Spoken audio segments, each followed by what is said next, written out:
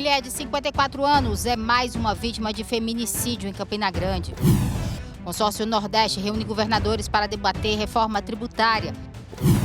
Bailarina mostra como conseguiu conciliar o balé clássico com a maternidade.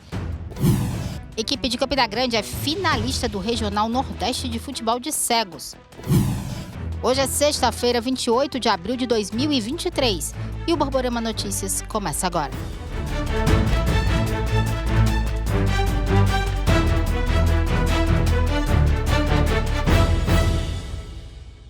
Olá, boa noite. A gente abre essa edição mostrando que uma mulher de 54 anos foi morta na madrugada de hoje com vários golpes de pedrada na cabeça pelo próprio companheiro. O crime foi registrado no Conjunto dos Professores, aqui em Campina Grande. A vítima foi a dona de casa, Jacicleide Vieira da Silva, que tinha 54 anos de idade. O acusado, que se entregou à polícia, foi Josenildo dos Santos Maciel, de 29 anos.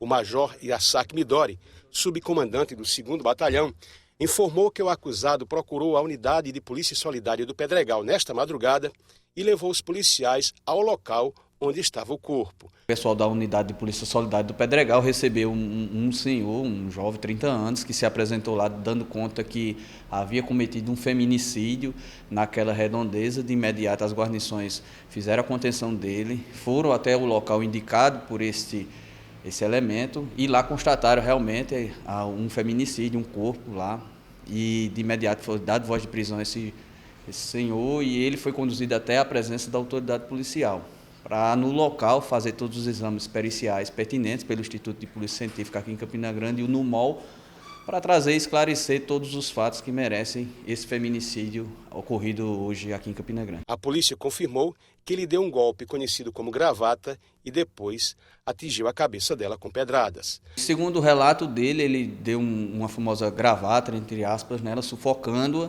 e quando ela desmaiou, ele com a pedra espancou a região frontal do crânio dela, vindo a esmagar quase que totalmente, né? Uma cena, inclusive, muito pesada para os policiais que lá se encontravam atendendo essa ocorrência, mas foi feito todo o trabalho, todo o isolamento do local do crime, para que a Polícia Científica agora possa trazer a verdade desses fatos narrados pelo agressor. O major deu mais detalhes de como o acusado se entregou. Ele chegou na UPS, né, um tanto quanto desnorteado, dando conta desse fato, mas alegando que foi um desentendimento conjugal, né? Haja vista ele achar que de se tratar de algo extraconjugal por parte dela. Mas isso, de fato, vai ser encaminhadas essas informações para o pessoal da Delegacia de Homicídios e Proteção à Pessoa, a delegacia também especializada no atendimento à mulher, para que esses possam fazer as investigações pertinentes e trazer verdadeiramente a informação concreta nos autos do inquérito policial. Olha, ainda falando sobre agressão contra a mulher, a Polícia Militar registrou uma tentativa de feminicídio na zona oeste de Campina Grande. Renato Diniz conversou com o subcomandante do 2º Batalhão sobre o caso. Nós recebemos uma solicitação aqui por parte do SAMU de Campina Grande, dando conta aqui na região oeste de Campina Grande, uma mulher, né, havia sido vítima de uma arma branca na região também da cabeça. De imediato as guarnições da Polícia Militar acompanharam o SAMU nesse atendimento. O indivíduo, o acusado, ele havia se evadido, nós já estamos com a qualificação dele e diligenciando, repassamos também todas essas informações para a Delegacia Especializada em Proteção à Pessoa, para que nós possamos unir esforços e também colocar à disposição da Justiça Pública esse indivíduo que tentou esse feminicídio também na madrugada de hoje. Quer dizer, duas situações que chamam a atenção da polícia justamente por se tratar de mulheres, de um feminicídio, uma tentativa de feminicídio, complica um pouco, né, Major? Isso, são relações pessoais, né, crimes de ordem passional, mas também que traz uma certa atenção por parte da Polícia Militar para que possamos traçar estratégias para tentar trazer essa sensação de segurança, notadamente para esse público de mulheres aqui na nossa Rainha da Borborema. A Polícia Civil prendeu um idoso suspeito de estupro de vulnerável no município de Massaranduba. A delegada Nercília Dantas explicou detalhes dessa prisão. Consta que esse idoso ele conviveu durante um período muito curto com a mãe da menor e durante esse período foi descoberto que ele abusava sexualmente da criança, de forma que a criança, depois de algum tempo, relatou para a família, que procurou a Polícia Civil e o Conselho Tutelar, e que, diante das informações repassadas, o que foi apurado no inquérito, comprovou-se que realmente tinha ocorrido um abuso.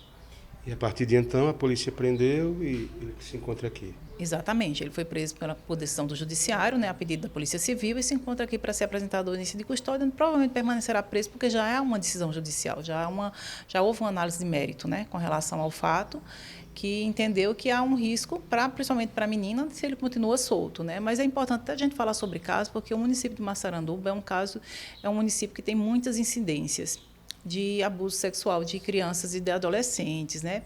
E o que a gente vê é que as pessoas até, vamos dizer assim, com o tempo, acreditam até que isso é uma conduta normal, certo? De que o relacionamento com meninas de 11, 12, 13 anos é uma coisa, vamos dizer assim, na imaginação, eu acredito, daquela população ali é uma situação de normalidade, o que não é verdade, certo? A gente tem que entender que a lei ela tem a sabedoria dela no sentido de compreender que essas crianças, esses adolescentes, elas não têm maturidade para fazer certas escolhas, e qualquer adulto, né, seja ele idoso ou adulto ou jovem, que se aproveite dessa vulnerabilidade, né, de crianças e de adolescentes, mantendo com elas algum tipo de contato sexual. Se lembre que no estupro de vulnerável não é necessário, não é apenas a conjunção carnal.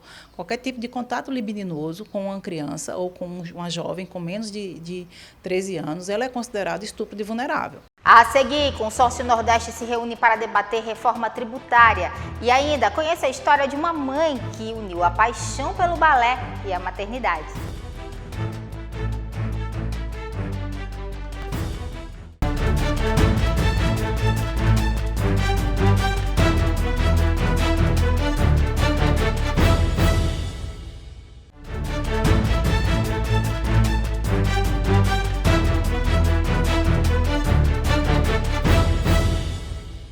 A gente volta falando de política e mostrando que os governadores do Consórcio Nordeste se reuniram nesta sexta-feira em João Pessoa para debater alguns pontos da reforma tributária. A reunião ainda contou com a presença de alguns parlamentares e do presidente do Congresso Nacional, Arthur Lira. A reunião aconteceu no Centro de Convenções de João Pessoa e foi presidida pelo governador da Paraíba e presidente do Consórcio Nordeste, João Azevedo. Estiveram presentes governadores de alguns estados do Nordeste, assim como deputados federais e estaduais. Nós estamos hoje nesse processo de discussão da reforma tributária. Em primeiro lugar, foco é na simplificação do processo, para que haja realmente uma maneira mais fácil da gente ter até a compreensão sobre todo o sistema tributário brasileiro. E, logicamente, que a região Nordeste vai lutar para que haja, dentro dessa reforma, mecanismos de compensação de futuras ou possíveis perdas de arrecadação. Os estados não podem continuar com perda de arrecadação constante, como aconteceu em 2022 e agora ainda em 2023, quando se aprovou a Lei Complementar 192 e a Lei Complementar 194. Essas duas leis que foram aprovadas pelo Congresso trouxe um prejuízo enorme, uma redução significativa. A Paraíba perdeu 700 milhões de reais de receita de agosto a dezembro e tem uma previsão de perder 1,2 bilhão esse ano. Propostas da Câmara dos Deputados e do Senado Federal que nós estamos tratando. Então é uma matéria de Estado brasileiro, não é uma matéria de governo e oposição. É uma matéria de todos nós estruturarmos o nosso sistema tributário. E nisso eu acho que todos concordamos. Por isso que acho que esse debate não haverá essa politização dentro de uma reforma tão importante como a reforma tributária. O que o Brasil pode esperar dessa reforma? Pode esperar crescimento econômico, justiça tributária e simplicidade no nosso sistema tributário com segurança. Eu não tenho nenhuma dúvida, trazendo também progressividade, que é aquilo que eu disse. A gente também fazer com que quem ganhe menos possa pagar menos e quem ganhe mais possa pagar mais. O deputado federal e presidente da Câmara, Arthur Lira, do PP, também esteve presente. Questionado sobre a pauta, o presidente da Câmara Federal reforçou a importância da aprovação do documento. O cronograma é sempre estabelecido de acordo com as facilidades e as dificuldades das discussões. Mas, como se comprova aqui, está muito bem encaminhado pelo grupo de trabalho, que compõe aí o deputado Aguinaldo Ribeiro e o deputado Reginaldo Lopes na condução, ouvindo todos os governadores, prefeitos de capital, os setores que têm mais interesse nessa matéria.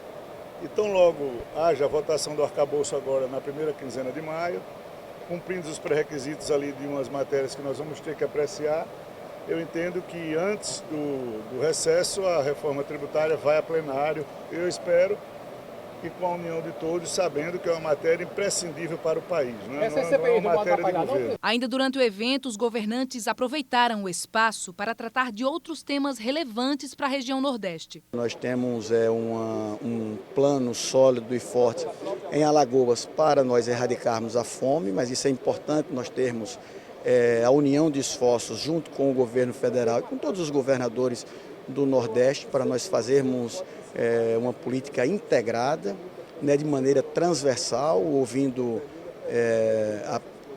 e tendo a participação de todos os setores do governo federal e também dos governos estaduais. E esses encontros, eles são fundamentais porque a gente tem a oportunidade de trocar experiência, a gente tem a oportunidade de apresentar para os outros governadores os nossos projetos exitosos, tem também a condição de levar para o nosso estado projetos que deram certo em outros estados. Mais uma vez, o Consórcio Nordeste se reúne aqui em João Pessoa, tratando de pautas, né, prioritárias, pautas urgentes, pautas muito importantes, não apenas para o Nordeste, mas para o Brasil.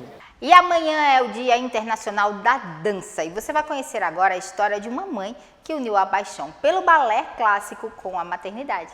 O balé sempre foi uma paixão. A dança fez parte da infância e foi retomada na vida adulta. Eu fiz quando criança, mas sempre ficou aquele desejo guardado. Então, quando eu tive 21 anos de idade, eu estava no início da faculdade e decidi que eu precisava dar um propósito a mais na minha vida, então voltei para o balé.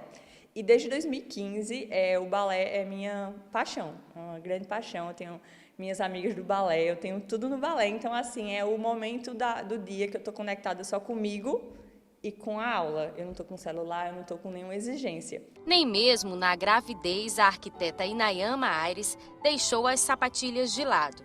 Dançou até os 8 meses de gestação da filha Clara. Tudo no meu limite, né? Mas só em vir para cá, estar dentro da aula já fazia todo sentido e me deixava muito feliz. Um mês depois do parto, ela decidiu voltar às aulas de balé.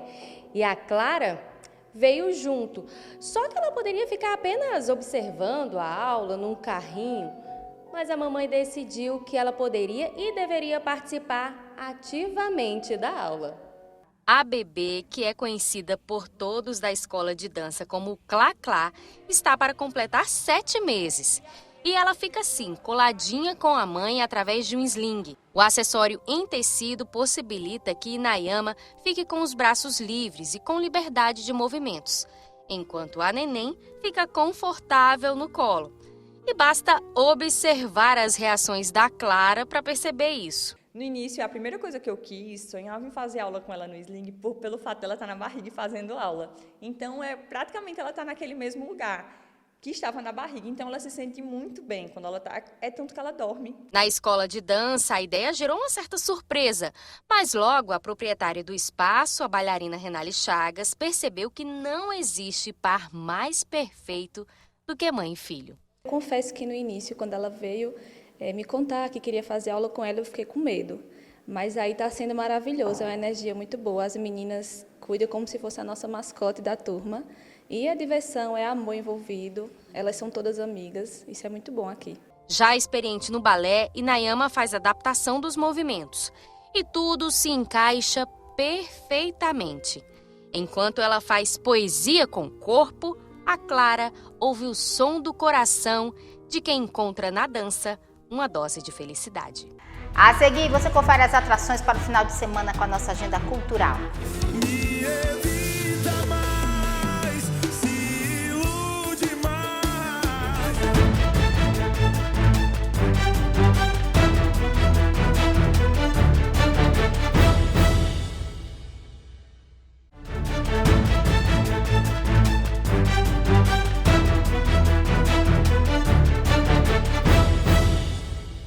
E a gente volta falando de futebol de cegos. A Padevi, a equipe aqui de Campina Grande, está disputando o Campeonato Regional Nordeste da modalidade e conseguiu chegar à grande final, que acontece amanhã em Petrolina.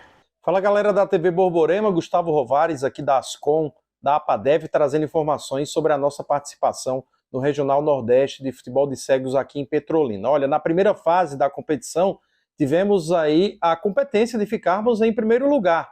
Falo em competência porque é uma competição muito puxada, uma competição bastante competitiva mesmo, né? Bastante dura, e conseguimos ficar em primeiro lugar no grupo que era tido como grupo da morte. Foram 2 vitórias e um empate, 3 gols marcados e nenhum sofrido. Ontem, entramos em quadra pelas quartas de final, vencemos a equipe da casa, a DVP aqui de Petrolina, por 1-0. E hoje foi dia de semifinal, em quadra a equipe da ESEMA do Maranhão. E conseguimos jogar bem, vencemos por 2-0, e o autor dos 2 gols foi o Juan Davi, colombiano. Graças a Deus que conseguimos fazer esses 2 goles. E graças a Deus agora estamos em la final, né?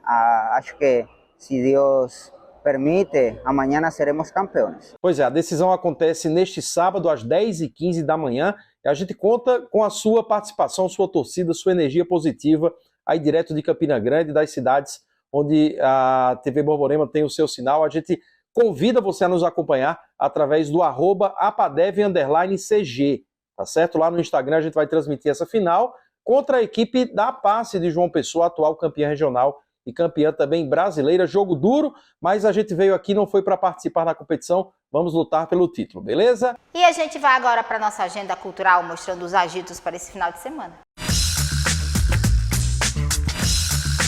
A sexta-feira está recheada de opções. No aniversário de 29 anos de Boa Vista, tem shows de Solange Almeida e Henry Freitas. No Banana Beer tem show de Agda Guimarães e Guete Forró Bobeira. O monólogo Catiço está em cartaz no Cine Teatro São José. Confere aí um recadinho. Estou convidando todos vocês a vir assistir o espetáculo Catiço, que acontece aqui no Cine São José, em Campina Grande. E o Forró Campina se apresenta também no Brothersburg, em uma prévia do São João. Já no Espetão tem show do cantor Roberto Silva e da banda Jeito Nordestino. Na Feira da Prata vai rolar o show de Flávio General. Pensa que acabou? Calma aí que o domingão também é dia de se divertir. A banda Cascavel canta os maiores sucessos lá no Forró do Max. E se você quer curtir aquele cineminha, o filme brasileiro Ninguém é de Ninguém está em cartaz nos cinemas. Já viu que tem opção para todos os gostos, né? Então se programa e vai curtir o fim de semana com a sua família e seus amigos. Próxima sexta estamos de volta com a nossa Agenda Cultural. Até lá! E o Borborema Notícias fica por aqui. Uma excelente noite para você e a gente volta na segunda-feira. É feriado, mas a gente vai estar aqui, viu? Eu tô esperando você. Até lá!